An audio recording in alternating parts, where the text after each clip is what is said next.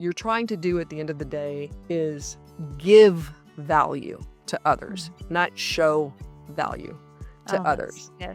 And the way that you do that is by being deeply empathetic, understanding their pain points.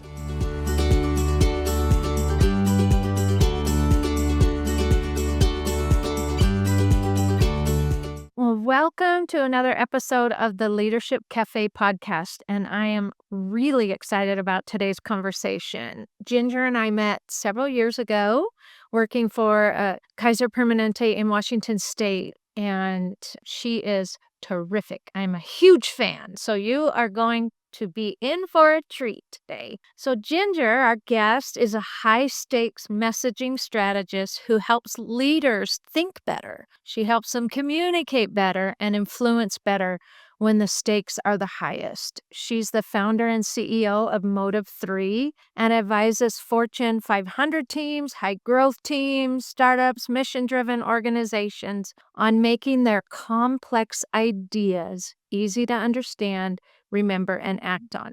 And if anything applies to healthcare, our rural healthcare audience, and nonprofits, that there is worth the admission today. So she's served clients like Amgen, Xprize, Shell, Kaiser Permanente, Verizon, Disney, Coca-Cola, just to name a few.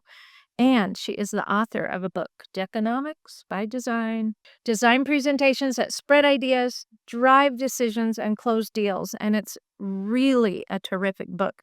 It's not only super practical, it's designed beautifully. So you'll want to pick that up if you can. We'll put the link in the show notes. And I also want to just put a plug in. If you don't follow her on LinkedIn, you definitely want to. Her content is so practical, really helpful, and offers just immediately implementable ideas to help you message and lead better in marketing. So Ginger, thank you for being here. We're really excited to have you. Well, thank you so much, Sally. And by the way, first of all, thank you for the very gracious introduction. But we are in the Mutual Appreciation Society. Big fan of yours. Follow your content as well. And so happy that our paths crossed up in Washington, where neither of us are right now. I know. It was a short moment in time, but brought people into my life that are really important and I appreciate. So I love the reason why I really wanted Ginger on our podcast is because her work is so vital. I think in today's world of AI generated slop, and I use slop intentionally, everybody's like on the bandwagon, but the truth is, in this hack or this tip or this software or this whatever, even a rebrand, which our agency is just going through, nothing is truly going to solve if you don't have clarity in your messaging. And I feel like even as a marketing professional, it's so easy to get trapped in this, I'm going to try this hack or this A/B test or this thing. But bottom line comes back to messaging, your storytelling, and having clarity on those things. And I think today's conversation is going to be really helpful. So I'm excited to dive in. So a lot of what you talk about, Ginger, is helping develop a messaging playbook or a narrative spine, which may be part of that. Can you help our audience understand what is a message playbook? Why is it important? And if they don't have it, how do they get started? Yeah, absolutely. I mean, I think, I realized at some point we've done messaging strategy, forever. That's kind of my bag all the way back from my NBC days when we were kind of writing promos where you really have to get to the point quickly because you only have 30 seconds. Yes. But what I started realizing working with clients and doing messaging work is we would deliver them an expensive deck at the end of the engagement. And everyone really loved the engagement. There's like insights and, we're like, okay. And then after that, here it is. When we actually delivered the final product, we started kind of reading the tea leaves in that it was when they got the final product that there was sort of the letdown, right? The conversation, figuring out what are we about? What do we, how do we say it? Who are we talking to? What's our unfair advantage? All of that stuff. Folks really loved sort of that process of getting there. But when it's like, okay, well, here it is, they would get it and then be a little honestly flummoxed about, like, what am I supposed to do this? How do I take it from the folks that were in the workshop? How do I take it from the C-suite, you know, and spread it Mhm. through my entire organization? And we started trying to figure out, and technology, to be honest, helped along the way. Mhm. How do we take messaging architecture, which, let me just kind of simplify what that is. How do we come to the right expression Mhm. of this is what we do and this is who we're for? Right. That's basically it, right? How do we Mhm. come to the right expression of that, support it by, and here's what substantiates that, and then you have to click a little bit lower because people need social proof. People need, what are all the logic supports of that? You need to align to their values. So there's things that you have to do that is frankly technical in the making. That's, Mhm. kind of why there's folks that do specifically this. It's not as easy as you might believe, but then give them the means to access it. You need kind of a messaging playbook that has all of these click downs that everybody can access, that everybody knows how to use, and everybody can implement in their organization. Right. So a messaging playbook, what I would say is what most organizations have is they have sort of their mission, vision, values, which is Mhm. great, super important. And then they've got these brand guidelines. But Mhm. what they don't have is how do I, when Sally has to go create maybe a corporate communication, or and Joe needs to create, social post, and Mhm. you're building a blog or you're building a keynote speech. Like, how do I have my little sort of Lego set that I can grab little pieces and configure them for whatever message I need and have the assurance that I'm on brand, I'm Mm. within the guidelines, and I've got something I can take a well from. I'll make it real with an example. I worked with Xprize, which is just a phenomenal organization, nonprofit organization that, has built a platform where they create massive global competitions and put a prize behind them to solve humanity's biggest problems, to be honest. I mean, Amazing. it's kind of wow. Well, they do so much that it became really hard to explain what they do. There's so Mhm. much to it. It's like, oh my Mhm. God, how do we kind of boil all this down? We created their messaging playbook, and within a couple of weeks, no joke, one of their folks that goes out and gets funding, right, from Mhm. organizations, used the messaging playbook to have the ingredients to write a grant proposal and Mhm. got the grant funded in, like, record time. The CMO was So like, "Oh my god, Ginger, it's working." She just went into the messaging playbook, she took the pieces that she needs, she kind of built out the grant proposal, and we got the grant, and they actually complimented her on, like, how easy it was. So, the messaging playbook is really a way to, I think, activate the message of, "Here's what we do, here's who we're for, here's why it matters." Mhm. That's super interesting. It kind of like all the ingredient sets, and I need this one and this piece and this spice for this dish. That's That's right, and amazing. I'll say one more Loved it. thing that I think is important. It's an important distinction, and I always have to explain it as we go into the process. It's not a copybook, right? It's not like, let me grab statements that I'm gonna drop directly into my copy, right? It's Sure. not that, but it's all of the thinking and substantiation that's needed to express your value. That's really good. I love that. Interesting. Okay. So, a lot of your content, you have created several frameworks for messaging. Many of Mhm, their several trademark things. A book goes through a bunch of those mhm. frameworks as well. And really, they're designed to kind of clear up the clutter in our message. And I know as a leader, I do, podcasts or webinars or whatever, even team meetings where there's space, I blabber. And I know that you have several posts that talk about how that is a moment where we get kind of caught if we don't have clear structure around our message. And I also have heard ad nauseum, be thought leader, show your expertise, you've got to add value, blah, blah, blah. On all your every day, you have to post on LinkedIn with value in order to really be seen. And I love the practicality of your message where it talks about something a little bit different, that maybe that over focus on expertise or whatever isn't necessarily the only or best pathway to get your message across. What can you talk a little bit about that? I know you had a post, I think even yesterday, that talked about don't talk expert, talk Yeah. human. Can you share Yeah. a little about that? Yeah, absolutely. A challenge we all face eventually, depending on where we are in our kind of career life cycle, is getting to the point where having all of the answers isn't really what it takes anymore. Right. When you're young and you're early, you've got to build up your expertise and you have to prove your worth at the table, right? Uh-huh. I have the answers.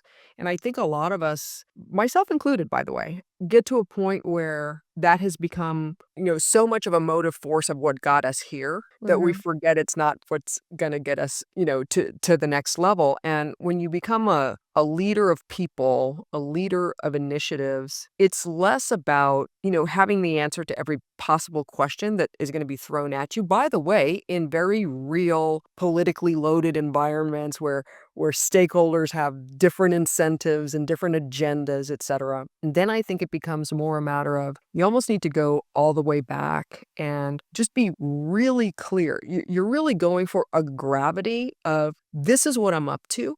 And Mhm. this is what we're doing about it. And it's not so much about being able to answer everything in a perfect and crafted way. Mhm. Especially with AI tools, we have a tendency to get massively bogged down in word crafting isn't really where we need to waste our time.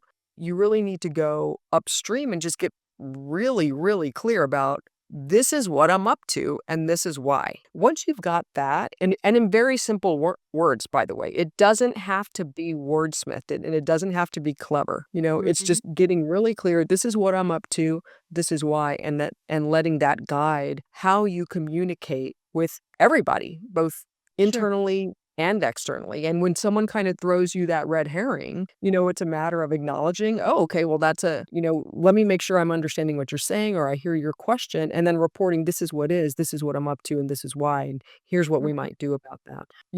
Even my own sort of what I'm up to and why has changed over the Mhm. years, and I Mhm. started really realizing working with all of these amazing companies that when you can build the narrative that drives decisions, drives behaviors, Mhm. drives doing better business, that's really the kernel of, I think, what business is. It's trying to communicate value, right? Mhm. And so I think what folks can get really bogged down in the activities and intricacies of work product and doing the work and performing the service or whatever it is.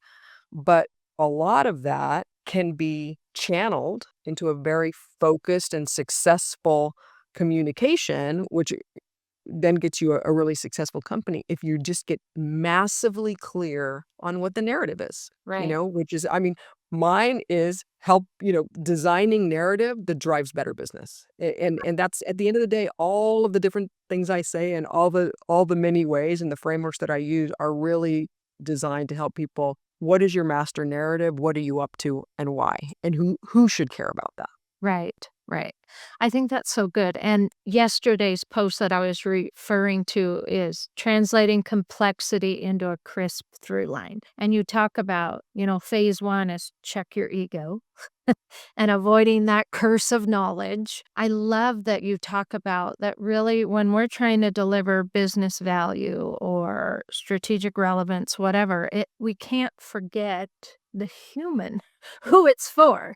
And I Yeah, think the thing that I've seen in healthcare particularly is that they want their message to be so much about themselves. Their facility, their robot, their great doctors who want a billboard for themselves, all of that. And how do you get there on behalf of an organization to help really get to that point of, no, this needs to be about the human we're trying to reach?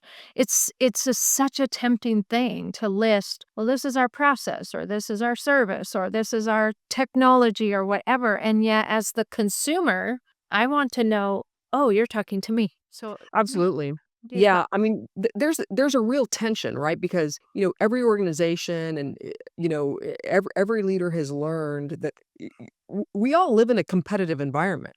So Yes. so there's a natural tendency to say, like, "This is what I do. This is what I do better compared to that guy," because, we're all trying to take little nipples from the same pie, right? Right. So I think that the tendency is just, very natural to try Mhm. to justify, "This is my business. This is Right. why I do this." At the same time, the tension that you bring up is, am I allowed to cuss on this? Like, Yep. I was gonna say, like, nobody gives a shit. Right. We're all the stars of our own play, and so when you really want to align on, "Here's what I do and here's what I'm great at," it begins with, "To who? To Yeah. who are you that person?" Right. And I think, by the way, that the easy way to do that is just think of human relationships. You know, Right. the only way we develop real relationships is by showing interest in the person we're sitting across from, really trying to get to know them. Getting deeply intimate with them is what Mhm. creates that lasting power that no little "oops, we screwed up a bit" can undo, right? Because it's like, I see you, you see me, and we're kind of going towards the same goal. And I think a lot of people forget that that can just be expanded to Mhm. brands. You're trying to do at the end of the day is give value to others, Mhm. not show value to Oh, that's others. so good. And the way that you do that is by being deeply empathetic, understanding their pain points, understanding their goals. I talk a lot about fears, frustrations, wants, and desires. Mhm. Every single time I start an engagement, I'm trying to get to who cares or Mhm. where's the biggest opportunity, right, Mhm. for you, for this company. Right. And most importantly, what are their fears, frustrations, wants, and desires? If I understand those things, I can figure out how do now I align, hey, here's how we can address those for you, or help a company align. Here's what we do that addresses your fears, frustrations, wants, and desires. And I think the other thing that you brought up that's really important is you need to speak human. Like, all this jargon has just got to go because it just convolutes and obscures Mhm. what you're really trying to communicate. I tell folks in the workshops that I lead with folks, I'm like, "You need to tell me like I'm in the 6th grade. What Mhm. is it that you do?" And sometimes this big, long, overly complex thing is, we help people put the practices in place so that they don't get hacked or have a much lower chance of getting hacked. Oh, okay. Once I understand that, you can tell me all the different ways and all that other, jargon you want to, but I have to at least start with understanding Right. what is it that you do and why should I care? And the best way to do that is to say it in plain, simple English without jargon, acronyms, and all the other junk. Yep. And we were joking before we got on air here that sometimes simple is not that easy to do. It is hard to simplify. It's a we want everything to be easy, but making it simple is not necessarily easy. It's really not, and I mean, the irony isn't lost on me. I have to kind of excuse myself every time. I have a workshop that I work with companies called Get to the Point. It's based on Deconomics, that book that you showed me. Mhm. And it's an all-day workshop, and I'm like, the irony isn't lost on me that it's gonna take me a day to help you get to the point, right? And I Yes. think what folks do, and I know you preach this, by the way, so we're singing from the same songbook, but the temptation to just go in and have an AI say it better than you do, right? Like, Mhm. put words around it. I think that's where people get a little cheated, to be Mhm. honest. It sounds good and it sounds plausible, so you go with that and you put it out, but the real process of communicating better and influencing better really starts with think better. And Yeah. that's where all of the work that's sort of like, that iceberg, everything under the waterline has Mhm. to precede that stuff. It does, frankly, take a lot of work to Mhm. simplify, Mhm. and get really clear and clean about what your message is. But it's something that once you've invested that time and you get down to it, now you can wash, rinse, repeat over and over and over and over and over again, and you're not making it up on the fly. Sure, that's so great. And I wanna just add on that post, that crisp through line that you talk about translating your content by, cutting stuff out first and then locking in your one-liner, and you use this idea of a Mad Libs kind of, "We help who to achieve what outcome? How?" And then the last phase is clean delivery, and you talk about avoiding the kitchen sink trap. And I want to just touch on that for a second because, we have a nonprofit client that wants to, and I've worked on this in even just an event when I'm at a community event. I've worked with my team saying, we aren't going to vomit everything we know about the company to any poor bystander who dares to come to your table Yeah. because they're polite and they'll stand there and take the battering, but they're going to run the minute they can. And so Mhm. I love that you talk about, avoiding that trap of the kitchen sink. Will you talk just a minute about your precision, not volume idea on that point? Yeah, I think it's, it kind of goes back to a little bit of what we've been talking about, which is figuring out just that mass two things, honestly. Who are you talking to so Yes. that you know what they're going to care about? Mhm. And then figuring out what do I need to say to this person so that they know A, I'm talking to them, and B, like I understand kind of their fears, frustrations, wants, and desires. Once Mhm. you have that, honestly, if you just deliver that statement, here's what we do for whom and here's how we do it. That is the invitation to go into the other stuff. Sure. What's wrong? What happens is most folks flip that equation. Right. They come with, "Here's all of the stuff," right? Mhm. And Mhm. then are fishing, which they're kinda looking like, "Did any of that stick? Which one are you gonna glom onto?" And Right. that, more than anything, creates a bunch of I talk about messaging as sort of like a highway. It creates all sorts of off-ramps. The more you talk, the more you say, the more you're giving people an opportunity to start having an internal conversation about, Mhm. "Well, I don't agree with that point," or, "That doesn't apply to me," or this and so it takes practice, Mhm. Sally, we both know this. It takes practice to say, "This is what I do, and this is how I do it, and these are some ways I've helped others in the past," so that they kind of can see clearly, and then much further down, the rest of the conversation will happen. I don't want people to think, "Oh, I never get to talk about all of my features and, how we get Mhm. more whatever, faster, more convenient, et cetera, et cetera." You'll have the opportunity to get there. They'll ask you, your customer or your client or your stakeholder will ask you about those things down the line, but it's not gonna be what opens the door. Right. Did that That's so answer good. your question? Does, yeah. Yeah, I think it gets at that start with the headline or the subject line first, and then work backwards idea of Yeah. what is the And this it? isn't my acronym, but I'll give it to you, and I use it all the time. Bottom line up front. Right? Mhm. Whatever you thought was gonna be your bottom gain the clarity, Yeah. and this is for every leader, like when you're going into a meeting or you're going into a client call, literally just kind of, take a good old-fashioned, pen and paper and write down, like, "What's my bottom line? Right. What am I really here to communicate?" If you take that 10 seconds to think it, write it down before you go into a conversation, I think folks can amaze themselves by how much simpler the conversation will go and how much clearer they can be without convoluting stuff. Just kinda That's taking a little moment to get clear with that. that's so good, I love that. Thank you for that.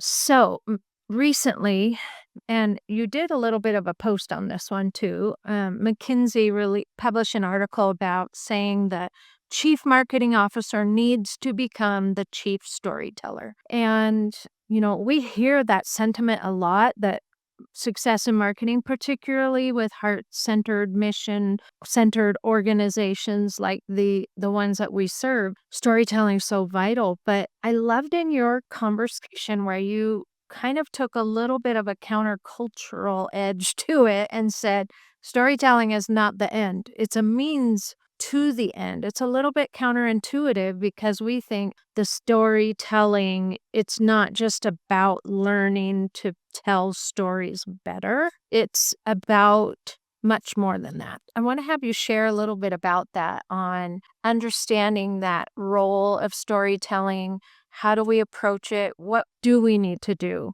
to get better at that? Yeah, it's funny because storytelling it's a difficult word, to Mhm. be honest. It's understood in different ways and in different contexts by, a lot of different folks, Mhm. and I think that, when folks I've had folks call, like, "We need to get better at storytelling," And even I ask when folks call me, like, they have this sense, "We need to get better at storytelling," and my next question is like, What does that mean? "Why? What are we talking about? Like, what's the concept? What stories do you wanna tell?" It usually has to do with we need to be clearer in our communications to our stakeholders internally as well as externally. By the way, internally first and Yes. then externally, about why we're going through a digital transformation project, why we're doubling down on AI, why we're, right sizing, Mhm. whatever that happens to be. So it becomes really about, again, going back to what is your most top line? This is what we're up to and why, and Mm. figuring out how does this connect to that, right? And so when we think about storytelling not being the end, the idea isn't to go and come up with the story, right? Right. And then give people, okay, here's your 30-second blurb and here's your 2-minute blurb. And Yeah. now you've got it. Like, just go tell that story. Because, by the way, that doesn't work in the real world. It's a good start to have something to start with. But in the real world, when you get asked the hard question, the answer is probably not the 30-second blurb or the 2-minute blurb. Right. The answer is what is the big message I'm trying to communicate here? And if you're talking about, a healthcare company and it changes, right? Oh, healthcare is the hardest, right? Mhm. Because at the end of the day, everybody has the same story, right? We're trying to make people or help people stay healthy and Mhm. whatever that happens to be, you know. But the way that's delivered from different organizations and communicated is going to be felt differently.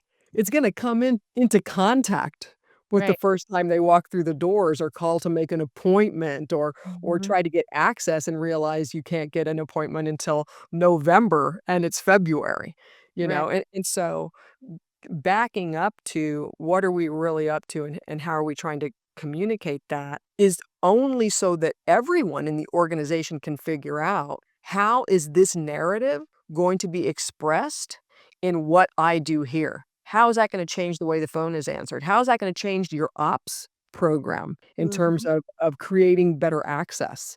Right. How is it going to change everything? Because at the end of the day, if the operating system of the organization isn't aligned to the narrative, it's just a bunch of BS, Yes. you know? And so the Consumers sniff narrative that is out in really a minute.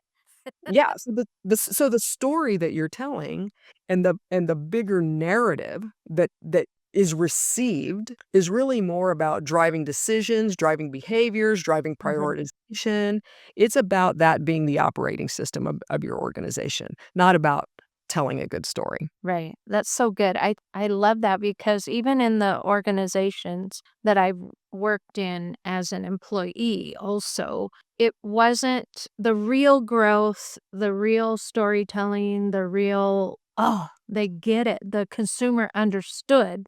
And frankly, the most effective marketing campaigns didn't come until we wove it at the internal level. Absolutely. We created the whole culture. We created the internal reward system. We Mhm. created the internal training, the onboarding, all those things that then our external messaging the launch from, and so it connected everywhere. And I think That's that so good. that It's is so smart. And that's it's really lost on important, a right? lot of folks. Yeah, it's so important to do that because you also have the opportunity to connect people internally Mhm. to the story. If you say, "Hey, this is what we stand for. This is our story," and then you have a big workshop or a town hall where you're asking people like, how is that true or is that true in what you Right. do in your department? And when people can start actually connecting, Mhm. "Oh, I actually contribute to that story." Right. Because we do this in my department or we do Yeah. this in that department, and they can sort of internalize it. I always talk about the work product of what I do. It's really interesting because at the end it's like, okay, here's this thing and it's gorgeous and you've got your master messaging and you're all going to go use it and it's like that's the inert part, right? It's really the having the people who are the messengers Right. of the stories and the messengers of the narrative get it into their nervous system. Like, Mhm. I know what we're doing. I can even, use my own judgment to make a decision because the narrative is the decision support guide. It's the thing Right. that helps you know what to do. I think that's so good, and one of the things that we've seen and believe and work with folks on is that this isn't just a marketing thing, and I see a lot of marketing professionals limit themselves and the impact because I'm just marketing. Mhm. But when we built this system, that truly was where employee engagement, customer experience all became aligned. It became this culture, brand, and experience expression, and it increased our customer satisfaction by almost 40% in 2 years, and it Yeah. increased the employee engagement by 38% in just under 2 years, which, all the professionals were like, "Well, you might be able to increase 1 or 2%," but that internalizing the message, I cannot understate how important that has been Yeah. because Amazing. I mean, kudos to you for getting that done because it takes a particular type of leadership to actually get it and wanna do it and drive it down through the organization the way you yeah. did. Well, and at the end of the day, what we found, even when we looked at all these big correlations of this provider satisfaction and the patient satisfaction and the employee satisfaction, there were very highly correlated things that moved the needle for all three. Yeah. And at the end of the day, the staff wanted to be able to take better care of the member or the patient, and they couldn't do that. And the provider wanted better clarity, and the patient wanted better clarity, and so the initiative was, although was part of marketing, ended up transforming the entire organization, which is exciting. I love that kind of Yeah. stuff. And That's that's really really the only way it yeah. works. I mean, people forget that at the center of marketing is the market. Yes. It's the customer. That's what that's all you're trying to do is align. Here's what, here's our value and here's how it provides value to the customer. So that's So good. awesome. So good. I love that. So, the last thing I wanted to just touch on before we sign off, and I feel like we could talk forever. I would love that. But, one of you talk a lot in your messages around leadership. Mhm. And this is the Leadership Cafe. So, I wanted to touch on that. And I'm Yeah. surprising you with this question.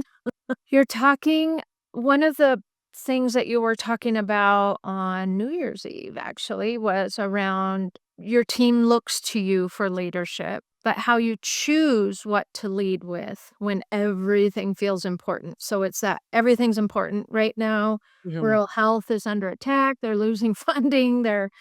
You know, Coverage for Medicaid is changing, which impacts, and the immigration shifts are impacting them. I think that the overall economic reality is impacting nonprofits as well. People's giving, that sort of thing. One of the things you mentioned in this post is that the narrative over time is our behavior engine. And if you're not sure what to lead with, then we end up with a prioritization problem. We end up, we try to overtalk to everything rather than prioritize. Can you just share a little bit about how to do the Costco sample idea of message or whatever instead of cramming everything, We'll just end with Yeah. that last little leadership tip for Perfect. community. Just remind me what I said because I wanna be on task and respond to it You appropriately. said, so instead of cramming every detail up front like a Costco sample tray, try this. Start with the consequences, not the feature. Pick the point that changes the room, promote one idea, and demote the rest. Use your opener as the filter. Yeah, I think that I was gonna say now more than ever, but, you can say now more than ever to, like, every possible thing. Leaders right now are under so much pressure. Yeah. So much pressure to, you know, be good leaders, to drive, profit, to do all of these things, and meanwhile, everyone's going under this sort of, AI transformation. How does this even fit? Sometimes you just need to they're even saying like, "Listen, I need to check a box," Mhm. that puts that on somewhere, and so there's always 1,000 things to do. Mhm. There's always 1,000 things to communicate, right? But I think that when you're having different communications, I'm gonna keep going back. You need to go back to who am I talking to, right? Mhm. Am I talking to an internal team? Am I talking to customers or whatever? And what is it that I can say is going to change the decision, change behavior to get us closer to where we're trying to go? And Mhm. so what I say, a lot is understand. It goes back to that point that I made earlier, where it's just figure out, what am I trying to communicate? Take a minute, is understand, okay, I'm about to have a communication with someone or a group of people. Why am I there? What is the consequence I'm trying to produce as a result of this communication, right? Mhm. Figure out what is going to be the thing that I can say that changes us from now to next. Right? Mhm. What is it that they Good. need to hear that gets us from now to next? What's the bridge of that thing? And ladder it back to your big message always, right? But it's just a matter of, if you get up and talk for 45 minutes about your 18-point strategy if your 2026 focus is, 280 pages or even 28 pages, there's not going to be any point Right. whatsoever, right? It's really figuring out, this is the big consequence that we're trying to produce, right? Mhm. And for this group, here's what, I need to communicate that is going to create a shift Mhm. in them doing what they do to try to get to that consequence. It's all very, I'm recognizing my redundancy, but it all starts with who. Mhm. Who am I talking to? The leader has to have the gravity, I know what I'm up to and I know why. But right after that needs to be, who am I talking to? And what Mhm. do they need to hear with, along my big why and what I'm up to in order to move them from point A to point B? That's so And good. that's really all they need to hear. Much Yeah. more effective saying, one simple thing than giving the entire plan. That's so good. I love that. And again, I feel like the underlying foundation is simplicity.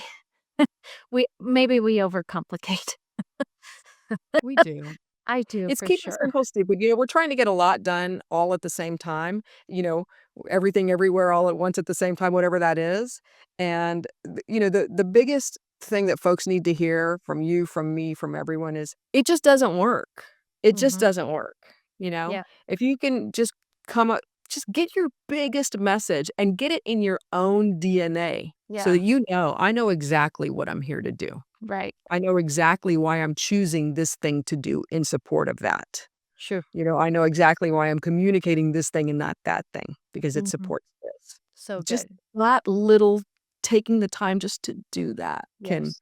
move the needle so much. That's so good. I love that. I love that. Well, before we go, I wanted to talk about our mugs. This is Commonwealth, our brand new brand. I love it. Pretty excited. You're the first to see it. The team doesn't even see it till later this week. But tell me about your mug. What's on your mug? Well, we're in the cafe. Well, The one first you're of all, I love your story about Commonwealth. So will you tell me your story? Yes. Yes. So Commonwealth, we are serving nonprofits and rural health. The Commonwealth in many communities, third world countries, other locations was the center of the community.